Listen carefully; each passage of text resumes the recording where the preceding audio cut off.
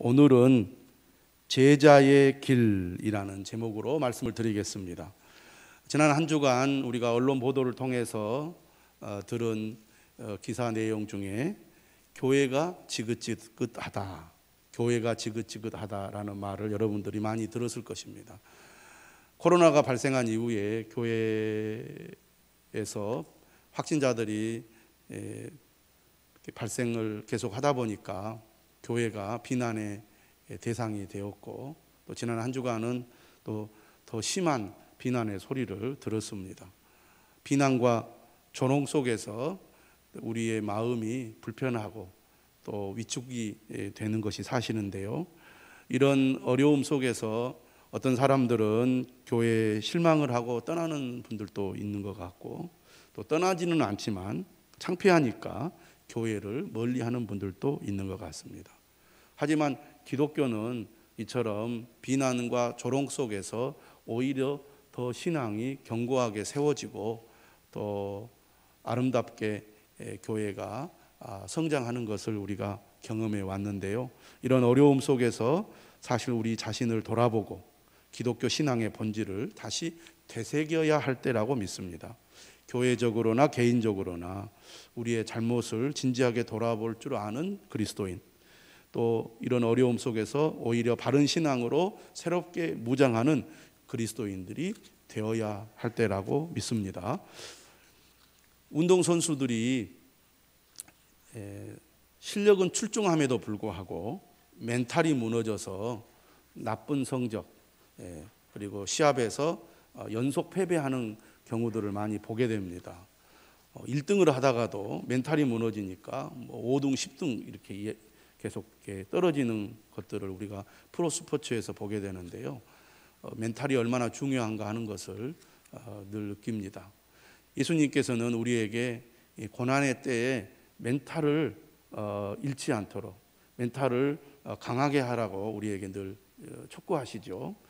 고난의 때에 주님이 하시는 말씀이 뭡니까? 정신을 차려라, 깨어 있으라, 멘탈이 무너지지 않도록 하라는 얘기입니다.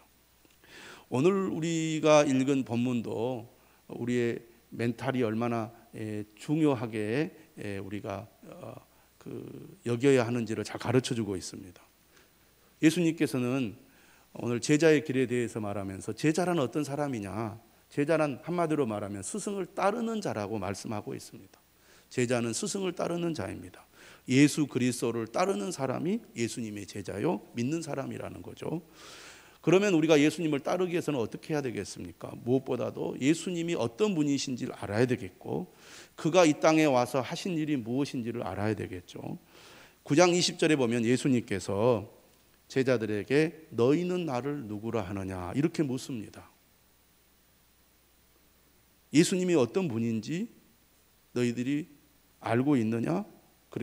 그리고 너희들은 예수님을 어떤 분으로 믿고 고백하고 있느냐 하는 질문입니다. 이 질문은 오늘 우리에게도 동일하게 묻는 질문이라고 하겠습니다. 우리는 혼란스러울수록 내가 믿는 믿음의 내용, 내가 믿는 주님이 어떤 분인지 분명하게 해야 될 때라고 믿습니다. 사도 베드로는 예수님의 질문에 이렇게 대답합니다. 하나님의 그리스도이십니다. 우리 한번 따라서 하겠습니다. 하나님의 그리스도. 하나님의 그리스도 무슨 뜻일까요? 하나님의 그리스도라는 말은 하나님의 목적과 계획을 위해 하나님이 택하시고 세우신 그리스도라는 말입니다. 하나님의 목적과 계획을 위해 하나님이 택하시고 세우신 그리스도가 하나님의 그리스도라는 뜻인데요. 그러면 하나님의 목적과 계획이 무엇입니까? 인류를 죄에서 구원하는 것이죠.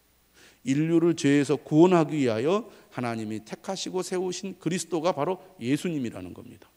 그리스도라는 말의 뜻을 우리가 잘 알고 있죠. 기름 부음을 받은 자라는 뜻입니다. 히브리어로는 메시아라고 말하죠. 이 그리스도라는 이름의 뜻은 바로 구원자라는 말입니다. 구원자. 예수 그리스도께서 우리를 구원하기 위하여 이 땅에 오신 구원자가 되시는 분이라는 말입니다. 그렇다면 예수님께서 이 땅에 오셔서 하신 일이 무엇입니까? 예수님께서 9장 21절에서 이렇게 말씀하십니다.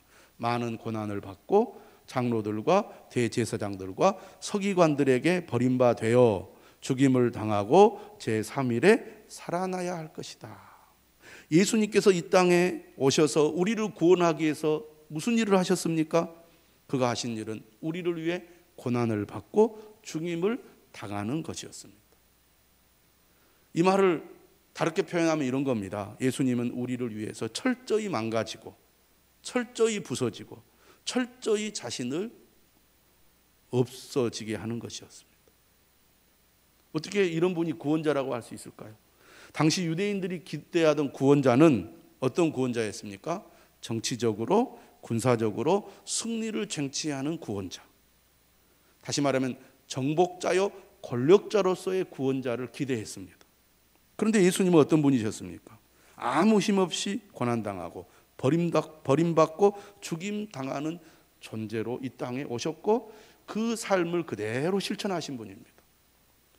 이렇게 철저히 고난받고 죽임당한 예수 그리스도를 하나님께서는 어떻게 하셨습니까? 그를 높여주셨어요. 빌립보서 2장 9절에서 11절은 이렇게 말합니다. 이러므로 하나님이 그를 지극히 높여 모든 이름 위에 뛰어난 이름을 주사. 예수님이 망가지고 부서지고 없어지니까 오히려 하나님은 그를 지극히 높여서 모든 이름 위에 뛰어난 이름이 되게 하셨다는 것입니다. 이것이 기독교의 생명의 원리고 또 복음의 능력입니다.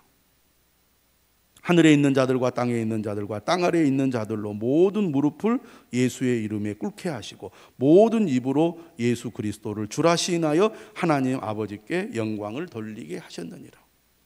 세상의 권력자들은 결국 다 죽었습니다. 그리고 다 잊혀졌어요. 그러나 철저히 망가지고 부서지고 없어져서 죽임당한 예수 그리스도는 부활하셨고 수많은 사람들이 지금도 믿고 따르고 있습니다. 예수님이 어떤 분이십니까? 하나님의 그리스도십니다. 그분은 우리를 위하여 무엇을 하셨습니까? 고난을 받고 버림을 당하고 죽임을 당했습니다. 그렇다면 우리가 예수님을 따르는 것도 분명해집니다. 주님을 따른다는 것은 무엇을 말합니까? 예수님처럼 하는 것, 예수님처럼 사는 것을 말하는 것이죠. 오늘 예수님께서는 본문을 통하여 예수 그리스도를 따르려면 두 가지를 지켜야 한다고 말씀하고 있습니다. 첫째가 무엇입니까? 자기를 부인하라입니다. 한번 따라서 합시다. 자기를 부인하라. 우리가 믿는다는 것이 무엇인지, 주님을 따른다는 것이 무엇인지를 잘 알아야 합니다. 자기를 부인하는 것이 주님을 따르기 위한 첫 번째 조건이에요. 자기를 부인하라는 것은 무엇을 의미합니까? 자신의 욕망이나 계획이 아니라 하나님의 뜻에 순종하는 것을 말합니다. 우리는 뭔가 내가 원하는 것을 이루고 내가 바라는 것을 성취해서 잘되고 번성하고 성공하고 많은 것들을 누리는 것을 복이라고 생각을 하는데 주님은 그런 것들을 철저히 내려놓고 주님을 따르는 것이 진짜 잘되고 성공하고 복 있는 길이라고 말씀하고 있습니다. 그러니까 주님이 생각하는 길과 우리가 기대하는 것이 다를 경우에는 혼란이 오고 또 우리의 신앙에 혼선이 생기게 됩니다. 아, 주님을 믿는 것은 바로 이런 것이구나. 주님을 따른다는 것은 이런 것이구나. 다른 것이 아니라 자기를 부인하는 것이구나라는 것을 알 때 우리의 신앙은 바른 길로 들어서는 것이라고 말할 수 있겠습니다. 그러므로 사도 바울은 갈라디아서 2장 20절에서 이렇게 말하죠. 그런즉 이제는 내가 사는 것이 아니요 오직 내 안에 그리스도께서 사시는 것이라. 이것이 그리스도인들의 고백입니다. 그런즉 이제는 내가 사는 것이 아니요 오직 내 안에 그리스도께서 사시는 것이라. 이것이 그리스도인입니다. 이것이 그리스도의 제자가 사는 삶이요 삶의 고백입니다. 여러분 하루를 시작하면서 그렇게 고백하시면 하나님의 은혜와 평강이 여러분의 마음을 다스리게 될 것입니다. 이제는 내가 사는 것이 아니요 오직 내 안에 그리스도께서 사시는 것이라. 만왕의 왕이요 만주의 주가 되신 예수 그리스도께서 나를 다스리시고 나를 지배하시고 나를 인도하시는 삶, 그보다 더 영광스럽고 능력 있는 삶이 어디 있겠습니까? 그러기 위해서는 우리가 끊임없이 우리의 생각을 사로잡아 그리스도에게 복종시켜야 할 것입니다. 고린도후서 10장 5절에 그렇게 말하잖아요. 모든 생각을 사로잡아 그리스도에게 복종하게 하니. 우리는 끊임없이 우리의 속에서 무엇이 일어납니까? 자신의 욕망, 자신의 뜻, 자신의 생각이 올라와서 그러한 것들이 우리를 지배하여 우리를 끌고 가려고 합니다. 그렇기 때문에 하나님의 말씀과 성령의 능력으로 우리의 모든 생각을 사로잡아 그리스도에게 복종시키는 그런 삶을 우리가 실천해야 할 것입니다. 자기를 부인하기 위해서는 우리가 어떻게 한다고 주님께서 말씀하고 있습니까? 두 번째로 날마다 제 십자가를 지고 주님을 따르라고 말씀합니다. 한번 따라서 합시다. 날마다 제 십자가를 지고 주님을 따르라. 이것은 무슨 뜻이냐면 우리가 하나님의 뜻에 순종하다 보면 반드시 우리에게 따라오는 것이 있는데 그게 뭐냐면 고난이라는 겁니다. 고난. 날마다 제 십자가를 지고 주님을 따르라는 거예요. 고난은 기독교 신앙의 필수입니다. 필연적이에요. 우리는 예수를 믿으면 복 받는다, 풍성한 삶을 산다, 잘 된다, 이런 것만 생각하는데 기독교 신앙의 핵심 원리 중에 뭐가 있습니까? 고난을 이야기하고 있다는 겁니다. 기독교 신앙은 고난 속에서 꽃이 피었어요. 기독교 역사를 보면 고난 가운데서 기독교는 순결해지고 빛이 났습니다. 오히려 평화로울 때 변질되고 타락했다는 것입니다. 개개인의 신앙도 마찬가지죠. 오히려 고난 속에서 그 믿음이 순결해지고 강해지고 또 하나님의 능력이 나타났습니다. 그런 의미에서 우리의 삶에 고난은 절대로 우리에게 손해가 아니라 오히려 하나님의 나라를 위해서 우리에게 필요한 것인지도 모릅니다. 이처럼 예수님은 제자들을 향하여 아무든지 나를 따라오려거든 자기를 부인하고 날마다 제 십자가를 지고 나를 따를 것이니라 이렇게 말씀하셨습니다.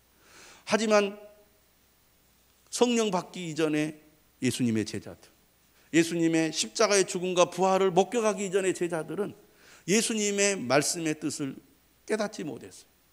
우리가 지난 한 주간 누가복음 말씀을 묵상해 왔는데요. 그 중심 주제가 바로 제자였습니다. 그런데 예수님의 말씀과 전혀 다르게 제자들은 다른 반응을 보였는데요. 그 첫 번째가 9장 46절 이하의 말씀입니다. 예루살렘을 향하여 가고 있는 제자들이 서로 누가 크냐고 싸우고 있었습니다. 예수님과 함께 예루살렘에 올라가면 이제 우리는 지위도 올라가고 영향력도 커져서 우리도 예수님과 함께 뭔가 이제 힘 있는 자가 되지 않을까 그런 기대를 했던 것 같습니다. 그래서 누가 오른팔이냐 누가 왼팔이냐 서로 싸우는 거예요. 예수님이 가시는 길이 무엇인지를 전혀 알지 못하고 오해하고 있었던 겁니다. 예수님은 어린아이를 불러다가 세우면서 말합니다. 이 어린아이를 영접하는 것이 곧 나를 영접하는 것이라고. 그러면서 하시는 말씀이 뭐예요? 너희 모든 사람 중에 가장 작은 그가 큰 자라고 말씀하십니다. 주님을 따르려면 우리가 어떻게 해야 됩니까? 철저히 자신을 낮추고 겸손한 마음으로 섬기는 자가 되어야 한다는 것입니다. 사람은요, 힘이 없을 때는 자신을 낮추고 겸손한 태도를 취합니다. 힘이 생기면요, 사람은 돌변해요. 그래서 자신이 가지고 있는 힘을 의지해서 뭔가 다른 사람을 지배하려고 하는 그런 경향을 보입니다. 이게 인간의 본성이죠. 국가 간의 관계에서도 그러잖아요. 우리 가까운 이웃 나라를 보더라도 가난할 때는 큰 소리 치지도 않더니 힘이 생겼다고 이제 큰 소리 빵빵 치면서 이웃 나라들을 무시하잖아요. 그게 인간의 본성인 것 같아요. 한국 교회가 짧은 기간에 엄청난 부흥을 이루었습니다. 그래서 많은 영향력을 갖게 됐어요. 그러다 보니까 우리 한국교회도 이런 잘못을 범해온 것 같습니다. 힘이 있으니까 힘을 가지고 뭔가 과시하려는 그런 경향을 보이고, 우리 힘에 뭔가 누가 대적하거나 도전하면 그것을 참지 못하고 공격하려는 성향을 보이는 것이 사실이에요. 예수님께서 또 요한에게 그런 얘기를 해요. 9장 49절에서 50절에 보면 요한이 이런 얘기를 합니다. 오늘 말씀을 보면 주여 어떤 사람이 주의 이름으로 귀신을 내쫓는 것을 우리가 보고 우리와 함께 따르지 아니하므로 금하였나이다. 요한은 특권의식을 가지고 있었습니다. 12제자에 속해 있기 때문에 우리의 허락을 받지 않고 예수님의 이름으로 귀신을 쫓아내는 것은 용납할 수 없다 하면서 못하게 한 거예요. 예수님 뭐라고 말씀하십니까? 예수님께서 50절에서 그렇게 말씀하세요. 금하지 말라. 너희를 반대하지 않는 자는 너희를 위하는 자니라. 편협한 생각을 가지고 우리와 함께하지 않는 사람을 배척하는 이런 태도에 대해서 예수님은 책망하고 있습니다. 그런데 9장 52절 이하에서도 또 야고보와 요한이 또 그런 태도를 보입니다. 예수님께서 예루살렘으로 올라가기 위하여 사마리아의 제자들을 보내죠. 이 사마리아 사람들이 예수님이 예루살렘으로 향한다는 것을 알고 예수님의 일행을 거절하고 거부합니다. 배척하죠. 그러니까 야고보와 요한이 예수님께 뭐라고 얘기합니까? 주여 우리가 불을 명하여 하늘로부터 내려 저들을 멸하라 하기를 원하시나이까? 반대하고 거절하는 사람들을 향해서 편협한 태도를 보일 뿐만 아니라 폭력적 성향까지 보입니다. 이것은 주님이 가신 길과는 전혀 다른 거예요. 주님은 철저히 망가지고 부서지고 없어지는 그런 존재로 이 땅에 오셔서 묵묵히 그 길을 갔습니다. 예수님께서 힘이 없어서 고난을 당하셨습니까? 힘이 없어서 붙잡혀서 재판을 받고 십자가에 못 박혀 죽으셨습니까? 아니죠. 하나님의 뜻을 이루기 위해서 예수님은 고난을 자처했고 그 고난의 길을 묵묵히 가신 것입니다. 그것이 주님의 길이고 그것이 오늘 우리를 향한 주님의 명령이기도 합니다. 우리는 많은 사람들의 비난과 조롱 또 손가락질 속에서 오히려 더 겸손한 마음으로 우리 자신을 바라보면서 하나님의 뜻을 이루는 그리스도인들이 되어야 할 줄로 믿습니다. 기독교의 진리는 역설적인 진리죠. 주님은 이렇게 얘기해요. 24절에 누구든지 제 목숨을 구원하고자 하면 잃을 것이요 누구든지 나를 위하여 제 목숨을 잃으면 구원하리라. 우리가 살려고 믿는데 잘 되려고 믿는데 오히려 죽으라고 말합니다. 오히려 포기하라고 말합니다. 오히려 모든 것을 내려놓으라고 말합니다. 그러나 하나님의 역사는 역설적인 데서 나타납니다. 눈앞의 이익에만 관심 있는 사람은 소탐대실 하는 거죠. 눈앞의 이익 때문에 더 큰 이익을 놓쳐버리는데 그리스도인들은 더 큰 이익을 위해서 눈앞의 이익을 내려놓을 줄 아는 사람이라는 것입니다. 누구든지 제 목숨을 구원하고자 하면 잃을 것이요. 무슨 얘기입니까? 예수님 때문에 생기는 고난을 피하려고 자기의 목숨을 구하는 자는 구원을 잃게 된다는 것입니다. 눈앞의 이익 때문에 주님을 멀리하고 주님을 우리가 거부하게 되면 결국은 구원을 잃어버리게 된다는 거예요. 하지만 누구든지 나를 위하여 제 목숨을 잃으면 구원하리라. 예수님 때문에 닥쳐오는 고난을 인내하며 따르는 사람은 결국 구원을 얻게 된다는 것입니다. 우리는 모든 일에 계산을 하죠. 이렇게 하는 것이 내게 이익이 될 것인가 손해가 될 것인가. 이것이 내게 손해가 되는 것처럼 여겨지면 주님이고 무엇이고 다 소용없이 항상 내 이익이 먼저가 되는 경우가 많습니다. 그것은 진짜 눈앞의 것만 보는 사람이에요.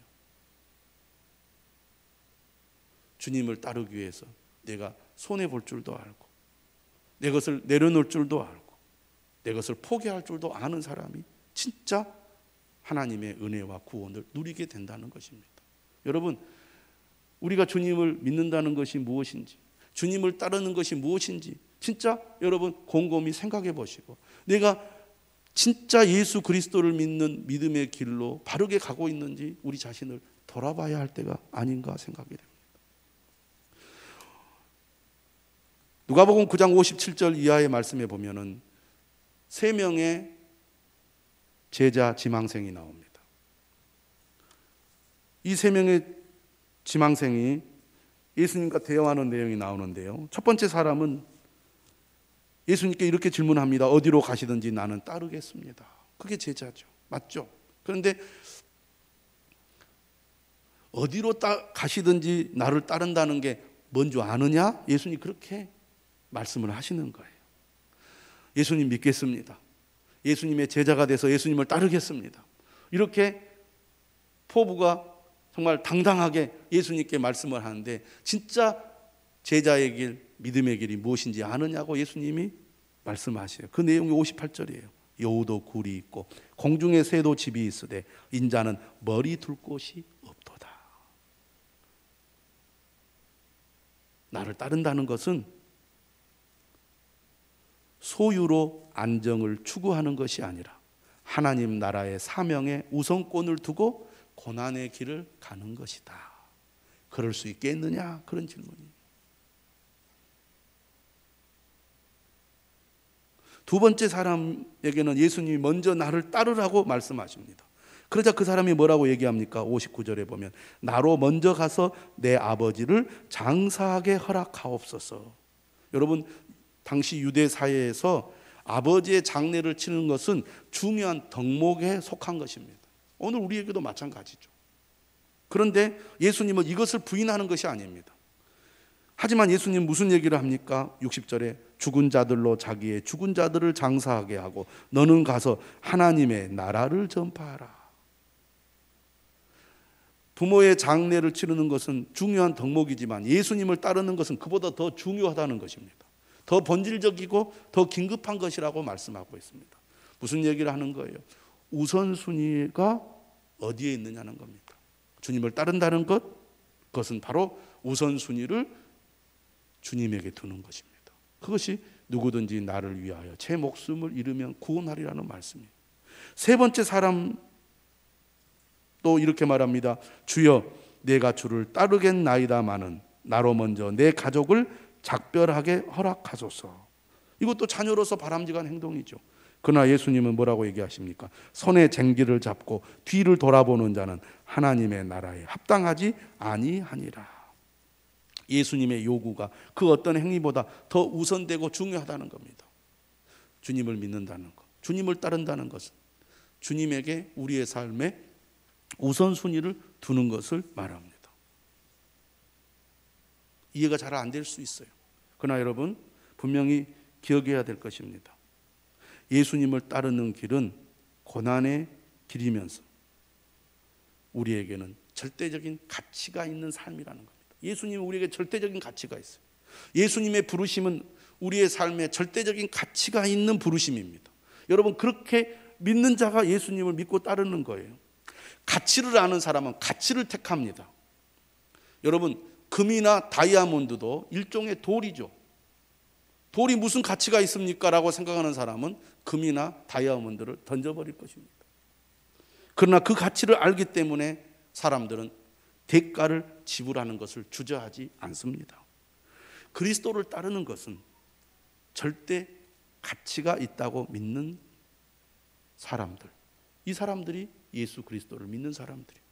예수 그리스도야말로 우리에게 절대 가치가 있는 분이라고 믿는 사람들이 그리스도의 제자가 되는 것입니다. 믿는 자들은 그 가치를 아는 사람들이죠. 그렇기 때문에 예수 그리스도를 믿고 따르는 일에 우선순위를 부여하는 것입니다. 믿는다는 것은 바로 그걸 얘기하는 거예요. 오늘 주님은 아무든지 나를 따라오려거든 자기를 부인하고 날마다 제 십자가를 지고 나를 따르라고 말씀하십니다. 그것이 손해보는 것 같고 그것이 어리석은 것 같아도 주님은 여기에 놀라운 하나님의 축복의 비밀이 있다고 말씀하십니다. 왜 이렇게 해야 된다고 말합니까? 오늘 본문 25절은 말합니다. 사람이 온 천하를 얻고도 자기를 잃든지 빼앗기든지 하면 무엇이 유익하리요? 계산을 똑바로 해봐라, 그런 얘기입니다. 계산을 똑바로 하라. 생명보다 귀한 것이 어디 있습니까? 우리가 온 천하를 얻어도 생명을 잃어버리면 무슨 소용이 있겠습니까? 여기서 말하는 생명은 영적인 생명입니다. 하나님이 주시는 영적인 생명, 영원한 생명이죠. 왜 우리가 주님을 믿고 따라야 합니까? 왜 주님에게 우리의 삶의 우선순위를 둬야 합니까? 그것이 생명을 얻는 길이기 때문입니다. 온 천하를 얻고도 자기를 잃든지 빼앗기든지 하면 무엇이 유익하리요? 두 번째는 또 이렇게 말씀하십니다. 누구든지 나와 내 말을 부끄러워하면 인자도 자기와 아버지와 거룩한 천사들의 영광으로 올 때 그 사람을 부끄러워하리라. 자기와 아버지와 거룩한 천사들의 영광으로 올 때는 언제입니까? 재림 때입니다. 마지막 심판의 때예요. 이 말씀 우리에게 뭘 가르쳐주고 있습니까? 이 세상의 삶이란 것은 유한한 삶이라는 거예요. 매우 짧습니다. 여러분, 우리가 이 세상에서 얼마나 살겠습니까? 여러분은 얼마나 사시려고 그렇게 노후 대책에 관심을 가지십니까? 노후 대책, 100세 시대를 사는 사람들의 지혜로운 선택이죠. 그러나 오늘 주님은 우리에게 뭐라고 말합니까? 노후 대책보다 더 중요한 대책이 있으니 그것은 바로 영혼을 대비하는 것이다. 맞는 말 아닙니까? 사랑하는 여러분, 우리가 주님의 제자로 살아가는 것은 바로 영혼을 대비하는 삶임을 믿으시기를 바랍니다. 그렇다면 여러분, 역설적인 진리인 주님의 말씀, 그 말씀을 우리가 소홀히 여기지 말아야 할 것입니다. 아무든지 나를 따라오려거든 자기를 부인하고 제 십자가를 지고 나를 따를 것이니라.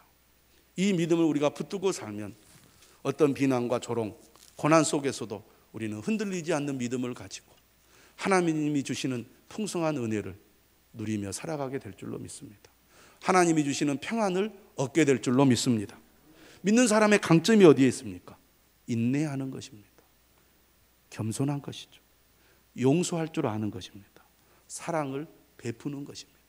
그것이 이 악한 세상을 덮고 그리고 바꾸는 힘인 줄 믿습니다. 우리 사랑하는 모든 성도들, 이 어려운 때 믿음으로 승리하는 여러분 되시기를 주님의 이름으로 축원합니다.